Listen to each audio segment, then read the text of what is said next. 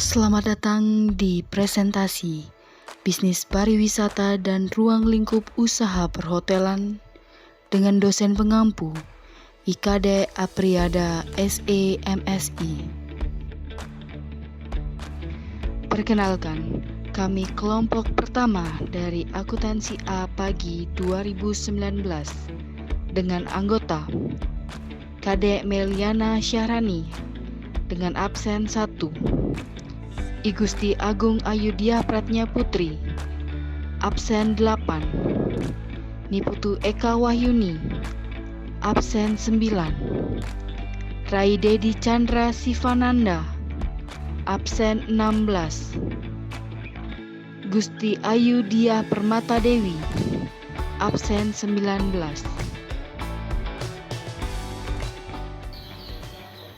Pada kesempatan ini, kami akan membawakan 5 sub materi. Yang pertama ada konsep dasar pariwisata, yang kedua ada jenis dan usaha pariwisata, selanjutnya ada motivasi melakukan perjalanan wisata, yang keempat ada pemasaran pariwisata, dan yang terakhir ada aspek dan dampak pembangunan pariwisata.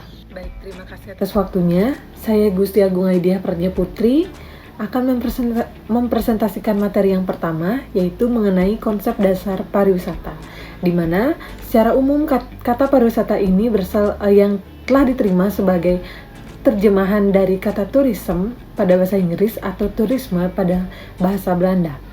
Nah, pemaknaan yang demikian sebenarnya sangat rancu, di mana kerancuan ini terjadi karena kata pariwisata berasal dari dari bahasa Sanskerta, yaitu pari yang berarti seluruh, semua, dan penuh, sedangkan wisata yang berarti perjalanan. Jadi pariwisata berarti perjalanan penuh, yaitu berangkat dari suatu tempat menuju dan singgah di suatu tempat, di suatu atau beberapa tempat, dan kembali ke tempat asal. Dalam bahasa Inggris dikenal kata travel, tour, dan tourism. Kata travel dapat diterjemahkan dan mempunyai arti yang sama dengan kata perjalanan atau wisata. Dan kata tour berarti perjalanan keliling yang sebenarnya sama artinya dengan kata pariwisata. Nah, dan yang terakhir ini yaitu istilah tourism yang melekat pada tour, mengacu pada paham dan fenomena yang terkait dengan pengertian tour. Sekian yang dapat saya sampaikan. Untuk materi akan dilanjutkan oleh rekan saya. Terima kasih. Terima kasih atas waktunya. Di sini saya Niputu Eka Wahyuni akan mempresentasikan materi yang kedua, yakni jenis pariwisata dan usaha pariwisata.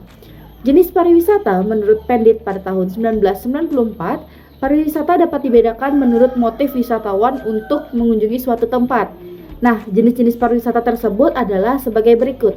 Yang pertama, yakni wisata budaya, yaitu perjalanan yang dilakukan atas dasar keinginan untuk memperluas pandangan hidup seseorang dengan jalan mengadakan kunjungan dan peninjauan ke tempat lain atau ke luar negeri untuk mempelajari keadaan rakyat, kebiasaan adat istiadat, cara hidup mereka, budaya, dan seni mereka. Yang kedua, yakni jenis wisata maritim atau bahari. Jenis wisata ini banyak dikaitkan dengan kegiatan olahraga di air, contohnya di danau, di pantai, teluk, dan laut seperti memancing, berlayar, menyelam, atau melakukan kegiatan pemotretan di dalam air. Jenis yang ketiga yaitu wisata cagar alam atau taman konservasi. Untuk jenis wisata ini biasanya banyak diselenggarakan oleh agen atau biro perjalanan yang mengkhususkan usaha-usaha dengan jalan mengatur wisata ke tempat atau ke daerah cagar alam, taman lindung, hutan daerah pegunungan, dan lain sebagainya yang kelestariannya dilindungi oleh undang-undang. Yang keempat yakni wisata konvensi. Berbagai negara pada dewasa ini membangun wisata konvensi ini dengan menyediakan fasilitas bangunan dan ruang-ruang tempat bersidang bagi para peserta suatu konvensi, atau melakukan musyawarah atau konvensi atau pertemuan lainnya baik yang bersifat nasional maupun internasional. Yang kelima yakni wisata pertanian atau agrowisata. Sebagai halnya wisata industri, wisata pertanian ini adalah wisata yang perorganisasiannya, perjalanannya dilakukan ke proyek-proyek pertanian, perkebunan, ladang, pembibitan, atau lain sebagainya. Yang keenam itu ada wisata buru. Jenis ini banyak dilakukan di negeri-negeri yang memang memiliki daerah atau hutan tempat untuk berburu yang dibenarkan oleh pemerintah. Dan yang terakhir ada jenis wisata ziarah. Wisata ziarah banyak dilakukan oleh perorangan atau rombongan ke tempat-tempat suci, ke makam-makam orang besar atau pemimpin yang diagungkan, ke bukit atau ke gunung yang dianggap keramat, dan lain sebagainya. Baik, materi yang kedua yakni usaha pariwisata. Dalam Undang-Undang Nomor 10 Tahun 2009 tentang kepariwisataan mengklarifikasikan usaha pariwisata yakni terdiri dari yang pertama, daya tarik wisata, yang kedua, kawasan pariwisata, yang ketiga, jasa transportasi wisata, yang keempat, jasa perjalanan wisata, selanjutnya jasa makanan dan minuman, dilanjutkan dengan penyediaan akomodasi, yang ketujuh ada penyelenggaraan kegiatan hiburan dan rekreasi, yang kedelapan ada penyelenggaraan pertemuan, perjalanan insentif, konferensi, dan pameran. Yang kesembilan ada jasa informasi pariwisata. Yang kesepuluh ada jasa konsultan pariwisata. 11 ada jasa pramuwisata. Yang ke-12 ada wisata tirta. Dan yang terakhir ada spa. Baik, demikian materi yang dapat saya sampaikan. Untuk materi selanjutnya akan dijelaskan oleh pemateri selanjutnya. Terima kasih. Baik, terima kasih atas waktunya. Perkenalkan, saya Meliana, absen 1. Di sini saya akan melanjutkan materi mengenai motivasi melakukan perjalanan wisata. Banyak sekali orang di dunia ini yang pasti ingin memiliki perjalanan wisata ke berbagai tempat yang belum pernah dikunjunginya.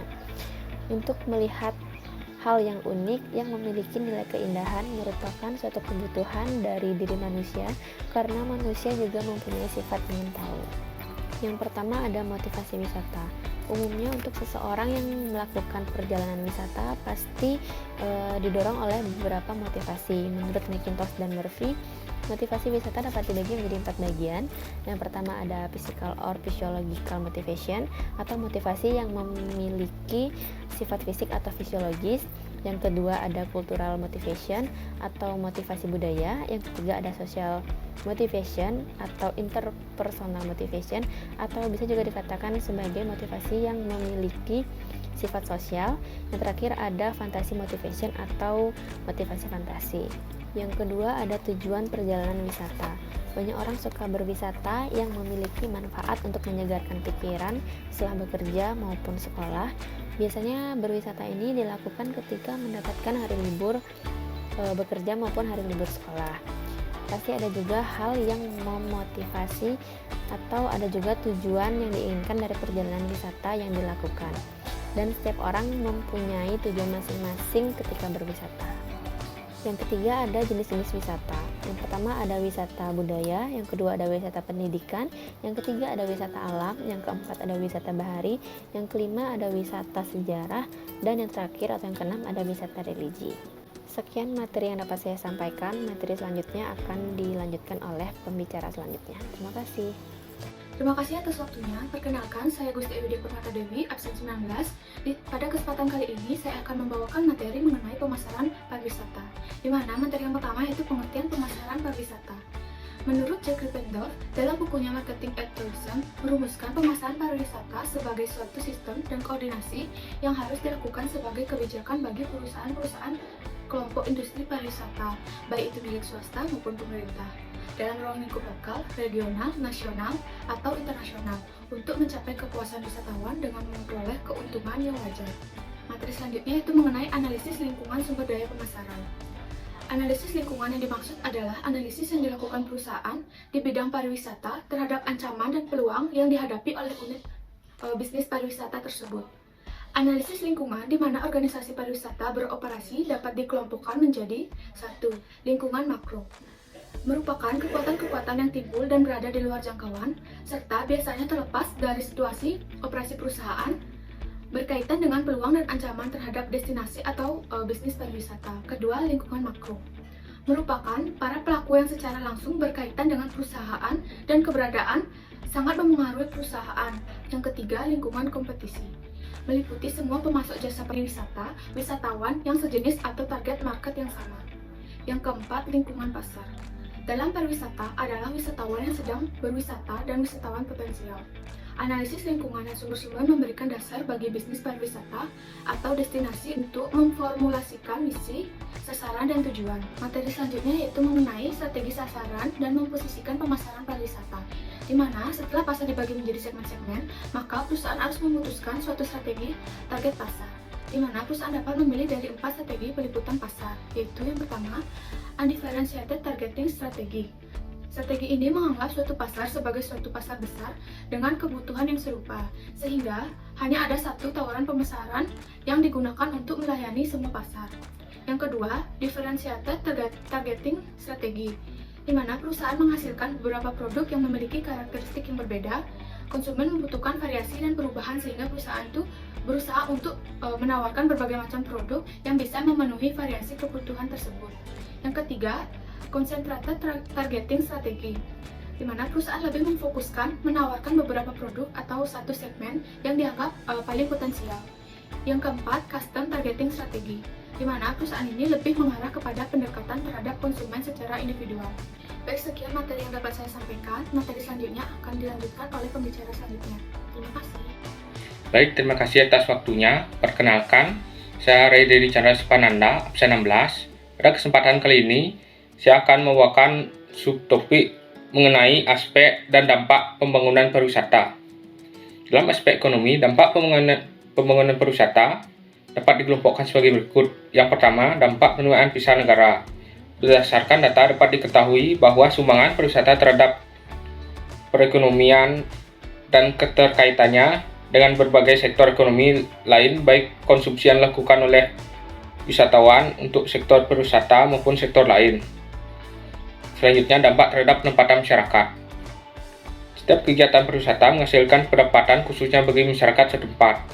Pendapatan itu dihasilkan dari transaksi antara wisatawan dan tuan rumah dalam bentuk pembelanjaan dilakukan oleh wisatawan. Selanjutnya, dampak terhadap peluang kerja.